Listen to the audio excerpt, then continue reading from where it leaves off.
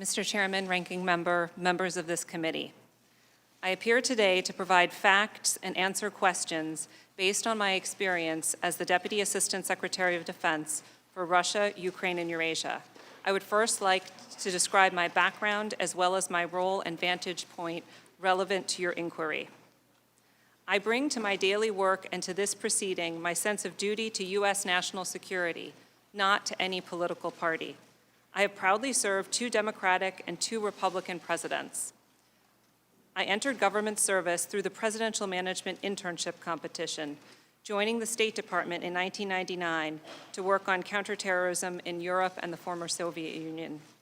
Inspired by working with the U.S. military on a Department of Defense rotational assignment, I decided to accept a civil service position in the policy organization of the Office of the Secretary of Defense in January 2001, where I have remained for the past 18 years. My strong sense of pride in serving my country and dedication to my Pentagon colleagues were cemented in the moments after I felt the Pentagon shake beneath me on September 11, 2001. My office was scheduled to move into the section of the Pentagon that was destroyed in the attack, but a construction delay meant that we were still at our old desks in the adjacent section on that devastating day. After we had wiped the black dust from our desks and tried to get back to work, I found meaning by volunteering to work on Afghanistan policy and would give my next 4 years to this mission. I later had the opportunity to move into the leadership ranks of my organization and have had the privilege to manage issues ranging from defense strategic planning to homeland defense and mission assurance. I accepted the position of Principal Director for Russia, Ukraine, and Eurasia in 2016 and was honored to be appointed formally to the position of Deputy Assistant Secretary of Defense in 2018. In my current role, I work to advance U.S. national security with a focus on deterring Russian aggression and building strong partnerships with the frontline states of Ukraine and Georgia, as well as 10 other allies and partners from the Balkans to the Caucasus. Strengthening Ukraine's capacity to defend itself against Russian aggression is central to my team's mission.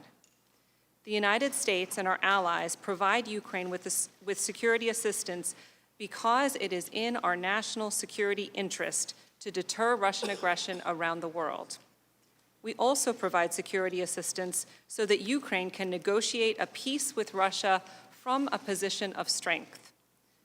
The human toll continues to climb in this ongoing war, with 14,000 Ukrainian lives lost since Russia's 2014 invasion. These sacrifices are continually in my mind as I lead DoD efforts to provide vital training and equipment, including defensive lethal assistance to the Ukrainian armed forces. I have also supported a robust Ukrainian Ministry of Defense program of defense reform to ensure the long-term sustainability of U.S. investments and the transformation of the Ukrainian military from a Soviet model to a NATO interoperable force. The National Defense Authorization Act requires the Department of Defense to certify defense reform progress to release half of the Ukraine Security Assistance Initiative, or USAI, funds, a provision we find very helpful. Based on recommendations from me and other key DoD advisors, the Department of Defense, in coordination with the Department of State, certified in May 2019 that Ukraine had, quote, taken substantial actions to make defense institutional reforms for the purposes of decreasing corruption, increasing accountability, and sustaining improvements of combat capability, unquote, meriting obligation of the entire $250 million in USAI funds. This brings me to the topic of today's proceedings. I would like to recap my recollection of the timeline in which these events played out. I testified about all of this at length in my deposition. In July, I became aware of a hold being placed on obligation of the State Department's Foreign Military Financing, or FMF, and DoD's USAI funds. In a series of interagency meetings, I heard that the President had directed the Office of Management and Budget to hold the funds because of his concerns about corruption in Ukraine. Let me say at the outset that I have never discussed this or any other matter with the President and never heard directly from him about this matter. At a senior-level meeting I attended on July 26th, chaired by National Security Council leadership, as at all other interagency meetings on this topic of which I was aware, the national security community expressed unanimous support for resuming the funding as in the U.S. national security interest. At the July 26th meeting, there was also a discussion of how Ukrainian anti-corruption efforts were making progress. DoD reiterated what we had said in our earlier certification to Congress, stating that sufficient progress in defense reform, including anti-corruption, had occurred to justify the USAI spending. I and others at the interagency meetings felt that the matter was particularly urgent because it takes time to obligate that amount of money, and my understanding was that the money was legally required to be obligated by September 30th, the end of the fiscal year. In the ensuing weeks until the hold was released on September 11th, I pursued 3 tracks. First, starting on July 31st at an interagency meeting, I made clear to the interagency leadership my understanding that once DoD reaches the point at which it does not have sufficient time to obligate all the funding by the end of the fiscal year, there were only 2 ways to discontinue obligation of USAI: a President-directed rescission or a DoD-directed reprogramming action, either of which would need to be notified to Congress. I never heard that either was being pursued. Second, I was in communication with the DoD Security Assistance implementing community to try to understand exactly when they would reach the point at which they would be unable to obligate all the funds by the end of the fiscal year. I received a series of updates, and in a September 5th update, I and other senior Defense Department leaders were informed that over $100 million could not be obligated by September 30th. And third, I was advocating for a meeting of the cabinet-level principals with the President to explain why the assistance should go forward. Although I heard of attempts to discuss the issue with the President, I never received details about any conversations other than a status update that the hold had not been lifted. After the decision to release the funds on September 11th of this year, my colleagues across the DoD Security Assistance enterprise worked tirelessly to be able to ultimately obligate about 86% of the funding by the end of the fiscal year, more than they had originally estimated they would be able to. Due to a provision in September's continuing resolution appropriating an amount equal to the unobligated funds from fiscal year 2019, we ultimately will be able to obligate all of the USAI funds. Given how critical these funds are for bolstering Ukraine's security and deterring Russia, I appreciate this congressional action. That concludes my opening statement, but before answering your questions, there is one other matter I would like to address. I testified in a deposition before this committee and other committees on October 23rd, 2019. At that time, I was asked questions about what I knew about when the Ukrainian government may have learned about any hold on security assistance funds.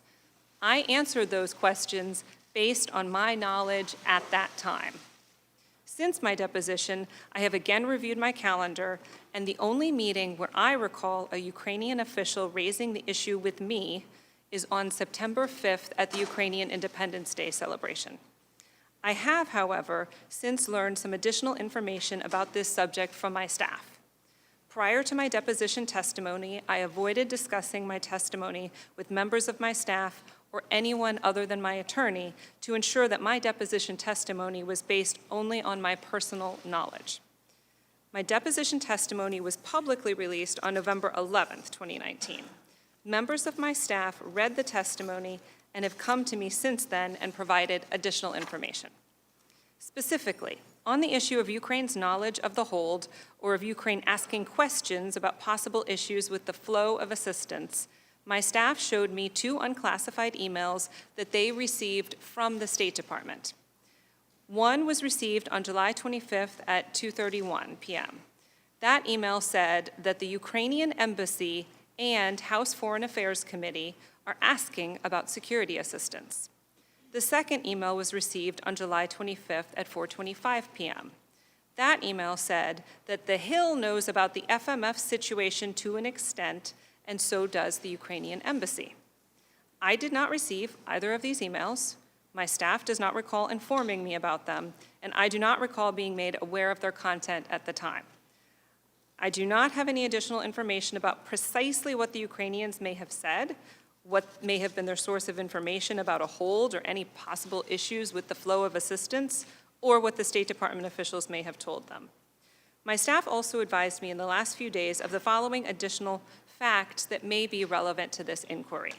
Again, my staff does not recall informing me about them, and I do not recall being made aware of this.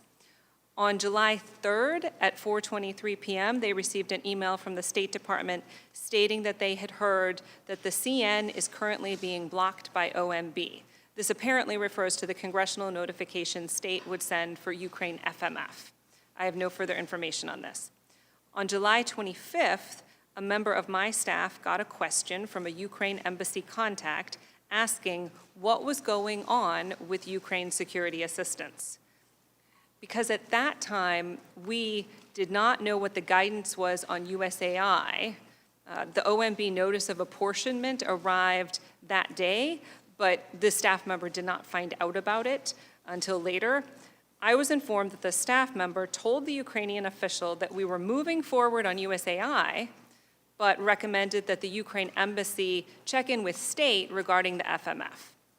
Sometime during the week of August 6 to 10, a Ukraine embassy officer told a member of my staff that a Ukrainian official might raise concerns about security assistance in an upcoming meeting. My understanding is that the issue was not, in fact, raised. Again, I have no further information about what concerns about the security assistance Ukraine may have had at that time. My staff also recall thinking that Ukrainians were aware of the hold on security assistance during August, but they cannot pinpoint any specific conversations where it came up. My staff told me they are aware of additional meetings where they saw officials from the Ukrainian embassy in August, and they believe that the question of the hold came up at some point. But they told me they did not find any corresponding email or other records of those meetings. Consequently, neither they nor I know precisely when or what additional discussions may have occurred with the Ukrainians in the month of August.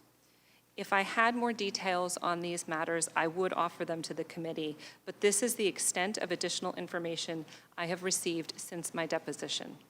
Mr. Chairman, I welcome your questions. I will answer them to the best of my ability. Thank you.